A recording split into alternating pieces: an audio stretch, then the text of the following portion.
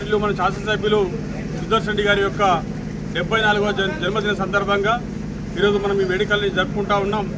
మరి ముఖ్యంగా మరి పొద్దున్నే సార్కు మాట్లాడడం జరిగింది. ఏం కార్యక్రమం చేస్తున్నారంటే ఏదైతే మన గ్రామ పంచాయతీ సిబ్బంది ఉంటారో వాళ్ళకు మేము రెయిన్ కోట్లు ఇస్తున్నామని చెప్పడం వల్ల చెప్పండి ఇది మంచి కార్యక్రమం అని చెప్పి సార్ కూడా మా సుదర్శన్ రెడ్డి గారు కూడా చెప్పడం జరిగింది.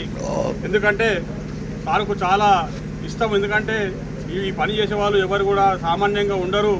ఈ గ్రామ పంచాయతీ సిబ్బంది మనం ఎప్పుడు కూడా అన్ని వేళలా మనము ఆదుకోవాలని చెప్పేసి సార్ అంటూ ఉంటాడు. కాబట్టి అందులో భాగంగానే ఈ కార్యక్రమాన్ని చేయడం జరిగింది.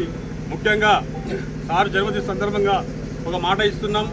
ఈ గ్రామ పంచాయతీలో ఉన్న సిబ్బంది ఎవరైతే ఉన్నారో వాళ్లకు ఇల్లు లేని వారికి ప్రత్యేకంగా జాగా ఉంటే వారికి మొదటి విడతలోనే ఇల్లు మంజూరు చేస్తానని సార్ మాట ఇవ్వడం జరిగింది.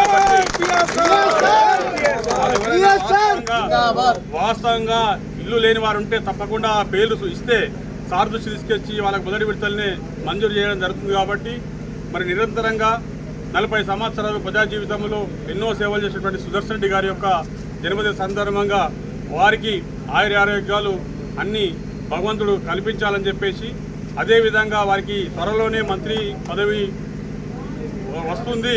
ఈ రాష్ట్ర ప్రజలకు ఎనలేని సేవ చేసి ఇంతకుముందు ఏ రకంగా పేరు తెచ్చుకోవడం అంతకంటే 10 ఇంతలు ఎక్కువ పేరు తెచ్చుకొని చిరస్థాయిగా వారి పేరు నిలిచే విధంగా ఉంటుందని చెప్పి అవన్నీ జరగాలంటే కూడా ఈ యొక్క నియోజకవర్గంలో ఉన్న ప్రజలే ముఖ్యం. కాబట్టి ఈ ప్రజల అండదండలు ఎప్పుడు కూడా సుదర్శన్ రెడ్డి గారి వారు ఎంబడే ఉండాలా.